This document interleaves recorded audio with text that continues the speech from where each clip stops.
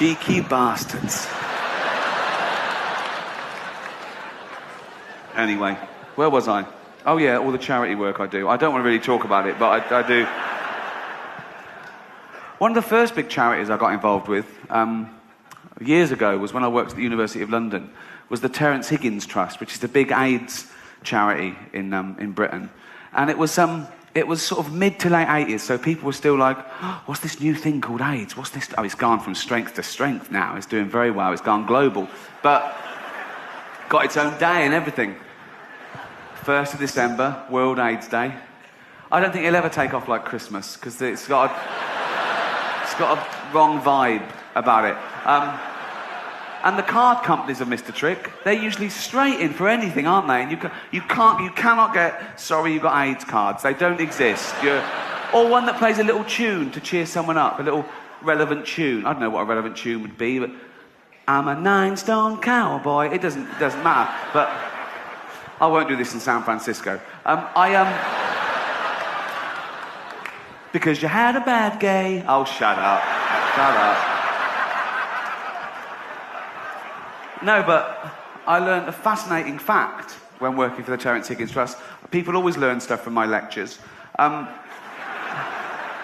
This is absolutely true. The first HIV virus was actually a combination of two separate viruses that joined in rhesus monkeys and made this rudimentary form of AIDS.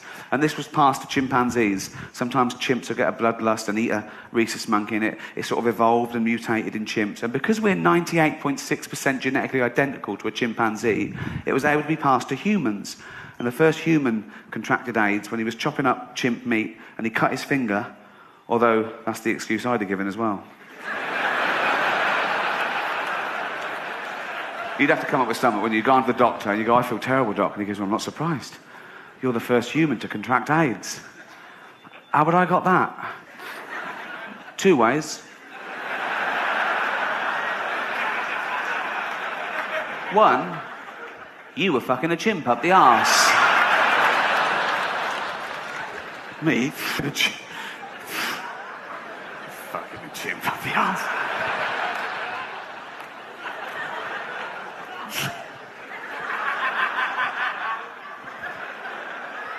No way. How else could I have caught it? I don't know, you could have been chopping up chimp meat and cut your finger. That one. Choppy, chimpy finger thing. I bet he went straight into the jungle and found that chimp. Went, you fucking gave me AIDS. I gave you what? You gave me AIDS. I gave you a blowjob. Shush, shut up. I got AIDS from you. Well, where did I get AIDS from? From eating monkeys. I don't eat monkeys. You're either eating them or fucking them. I was eating them.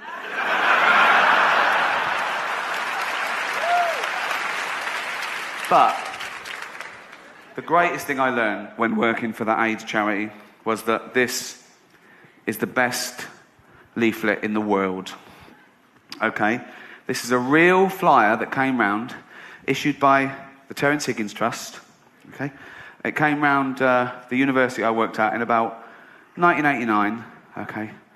And it was aimed at the last demographic of gay men who still weren't taking precautions. They treated HIV like an occupational hazard, and they were militant against the disease, but they wouldn't take precautions. So it's aimed at that last tiny demographic, so it's very hard hitting. The front cover is a bunch of bananas with the word fuck. I don't know why,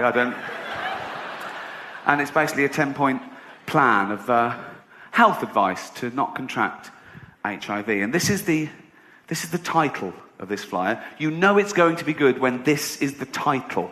Okay? Ready? You know, you don't always have to have anal sex. It's good to know, isn't it? Think of an old couple in a doctor's waiting room. Just looking through Reader's Digest, and she goes, oh, what's this? Oh. You know, you don't always have to have anal sex. See, I fucking told you. Okay, and it's basically 10 suggestions of alternatives to that little act. Okay? I'll just read some to you. Number 1. Okay, this is real. Okay. Number 1. Why not? Always starts the same. Why not? Okay. It's a soft sell. They're not pushing it on you, but... Okay. Number 1. Why not just jack each other off? Look at that. I've got the new flyer, Larry. What does it say? Well, let's have a look, shall we? Let's do one now. Okay. No more up the arse for us. Number 1. Why not just jack each other off? All right. Oh.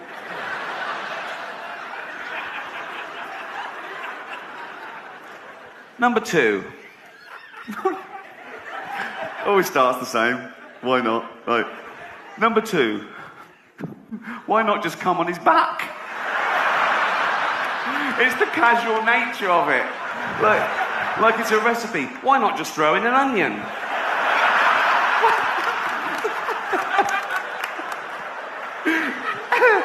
Imagine going to the doctor. Hi, doctor, I'm a gay man. I'm in a relationship, but I'm worried about the threat of HIV. Is there anything I can do? Just come on his back.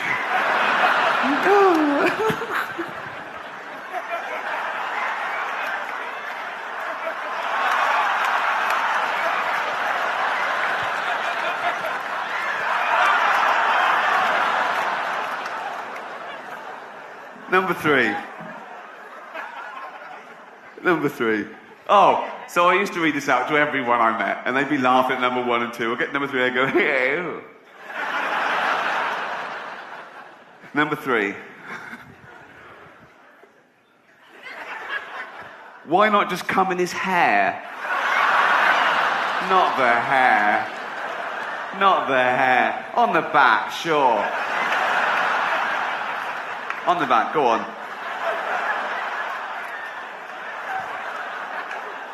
On the back, go on the back. Where are you fucking aiming that? No. Not on the hair, no, there. There.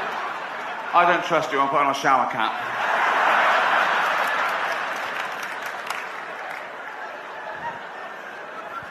Not the hair. Number 4. Oh, okay. I have not before or since heard such great use of the term e.g. as in this next sentence. Number 4. Why not try? So that people can think this is a bit difficult. Like, just please have a go. Okay. This isn't brain surgery, this next one, but they put in try. Okay. Why not... Why not try coming into some fruit? E.g. watermelon. Like, they put that out without that bit. People were going, well, what fruit? Oh, not a pineapple. Fucking hell. Oh, what fruit? Just need to be specific. We thought arses were all right. They're not. What fruit? Watermelon. Thank you.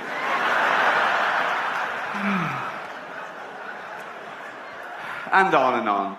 Okay. I want to just skip ahead to number 10, okay? Because this may be the greatest sentence ever written. I'm including Shakespeare in this. Dickens. The Office. Number...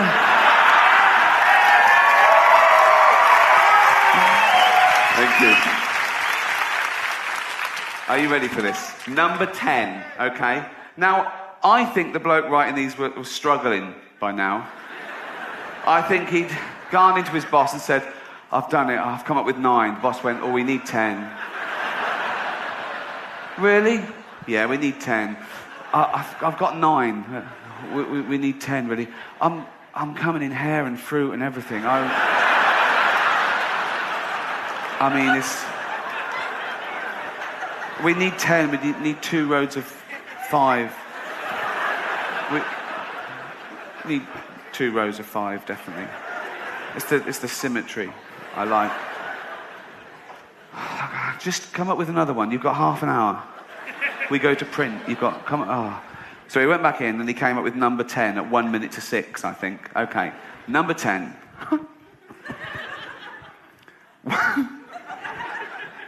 Still with a why not. Okay, number 10.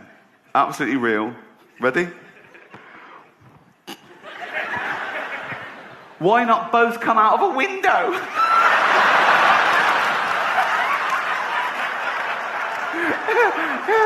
It doesn't even say if it's a first floor window. Morning. No, this is number 17. Number 19's down. Thank you. Morning. That's why it's my favourite leaflet of all time. Thank you. Fun and educational. I am trying to educate myself more. I've reached that age where I need knowledge. I feel guilty about not knowing enough. You know, I had a good education, but I didn't make the most of it, I think. And I've even stopped watching trash TV. Now, when I'm at home, I watch hours and hours of Discovery Channel and History Channel. Hours, Discovery Channel, History Channel. Ask me anything about sharks and Nazis. Round of applause there for... They're not as bad as a lot of people make out. Sharks, I mean. Nazis, awful. Right? Sharks, brilliant. Amazing creature, okay? It can hone in on a floundering fish, right? See the vibrations that it picks up through electrical impulses, through sensors in its flank. It doesn't need its eyes, but contrary to popular belief, their eyes are very good, okay? But it can smell and taste the slightest human secretion of blood and sweat, 1 part in a billion from a mile away. A shark would have found Anne Frank like that. Nazis, rubbish. I've been to her house. It's tiny. Every day they went in. Okay, let's move on. Sarge, can we look upstairs today? No, there's no one down here. Move on. Sarge, what's that tapping?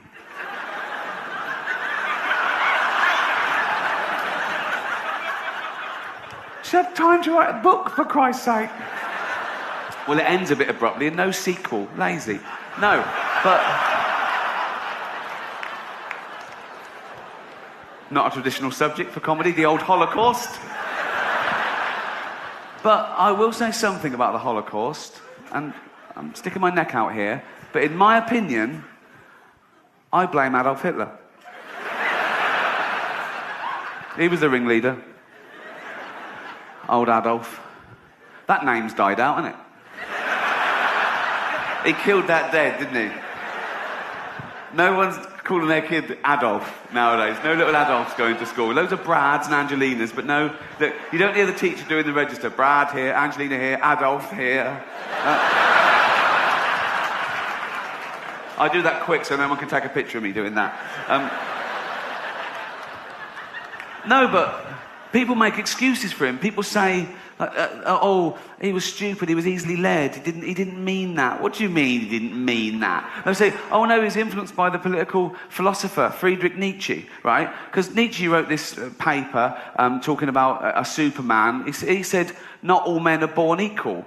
And Hitler misinterpreted this and went way too far with it. And think of that. You're a great scholar, you've done this work, and you get a call from the Führer.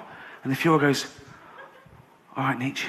He goes, yeah, good, what do you want? He goes, just read your book. What do you think? Love it. Love all that. Man and Superman, not everyone's equal, kill all the Jews. Sorry? Not everyone's equal, so kill all the Jews. I didn't write that. I read between the lines. I didn't mean that. That's terrible. You haven't been killing... You haven't been killing Jewish people, have you? What?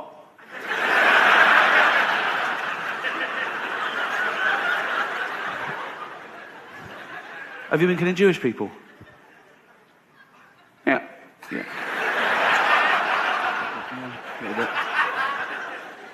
A few.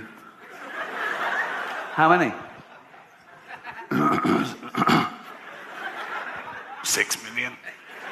6 million? That's what I won't do anymore. Leave it at 6. That's terrible. I won't do any more. Stay for dinner? Well, I will, but be careful in future.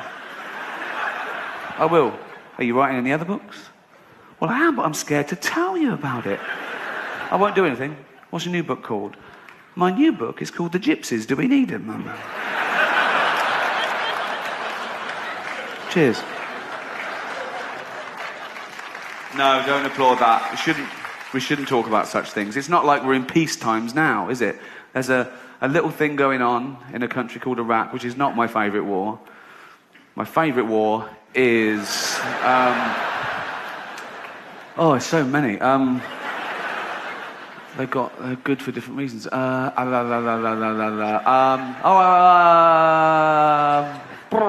Falklands. That's probably the Falklands, because we won that one. And it was great. It was against Argentina. Yeah, weird. We're going to war with Argentina. All right, okay, fair enough, yeah. But the reason it's my favourite war is that it was a range war. And what that means is the Argentine guns could fire 9 kilometres. The British guns could fire 17 kilometres. So we just parked our ships 10 kilometres away, and theirs were falling into the sea, and we were shelling the shit out of them. It's the war equivalent of holding a midget at arm's length. And he's flailing, and you're just kicking him in the bollocks like that.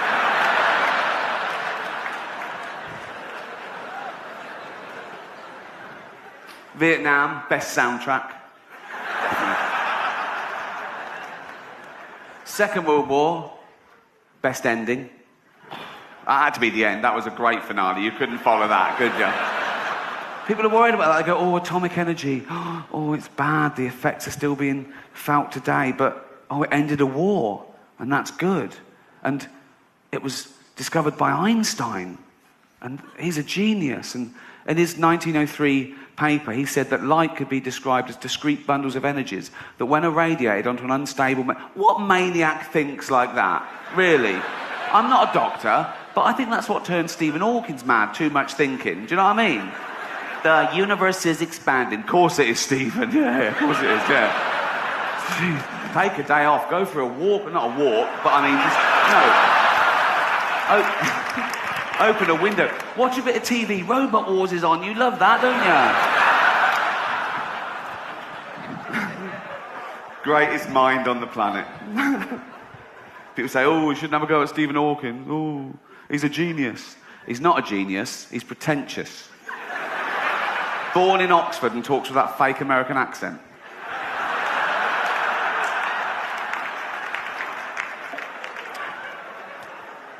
He is actually a hero of mine. Not my greatest hero. My greatest hero is Nelson Mandela. What a man, isn't he? He's an incredible man.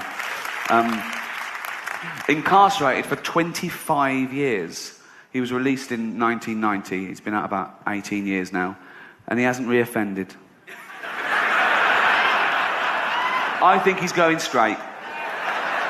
Which shows you prison does work.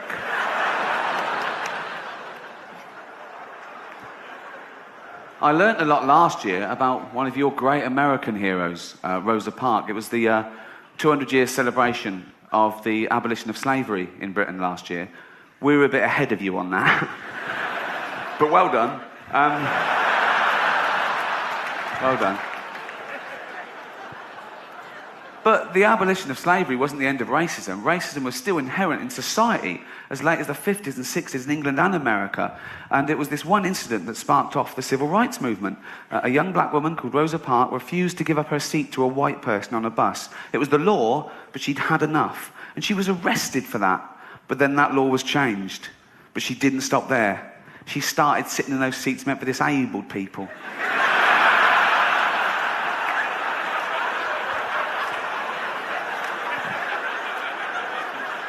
She talked to the driver when the bus was in motion.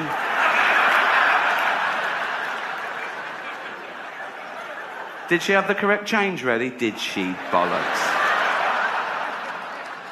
Oh, some people. Cheers.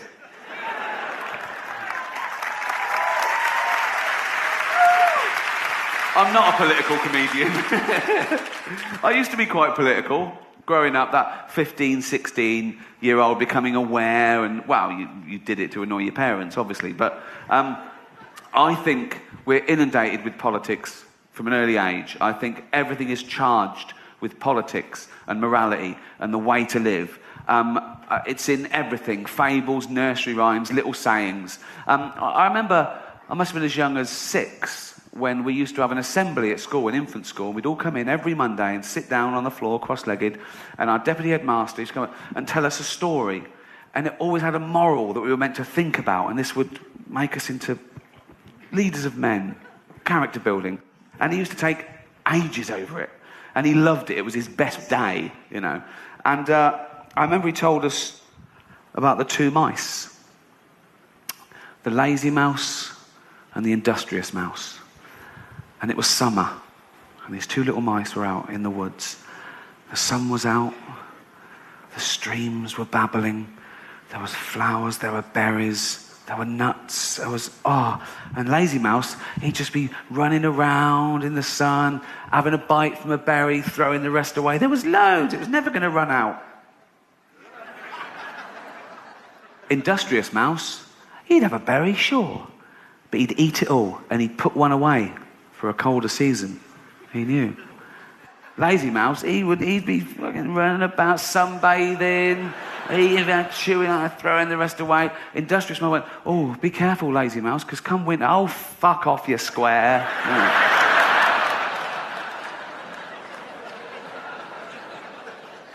The fall comes, same sort of pattern. The last of the berries, he's chewing there, throwing the rest away. He's just like chilling out. He's kicking through the leaves. You can't see him. If you saw the leaves moving, he'd be under the leaves, basically. You'd go, what's that? It's lazy mouse underneath. If you could go under there, like the Discovery Channel, you'd see lazy mouse going, fuck it.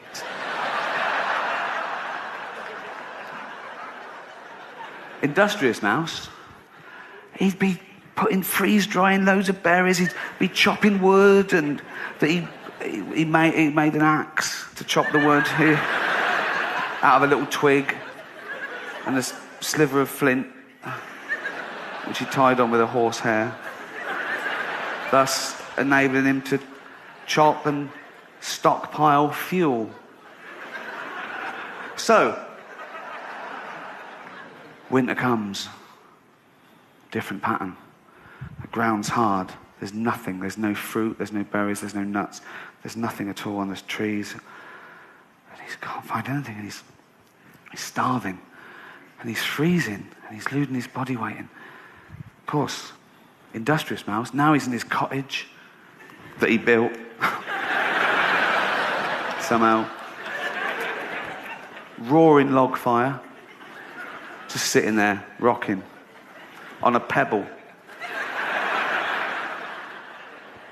Knock at the door. Who's that? Obvious, isn't it? So he goes over to the door. He opens the door. It's Lazy Mouse. And he goes, what do you want? He goes, I'm cold and I'm hungry. I can't find any food and I think I'm going to die. And he goes, well, I did warn you, didn't I? And he goes, yeah. He goes, never mind. Come in here and share with me. Where's the moral there?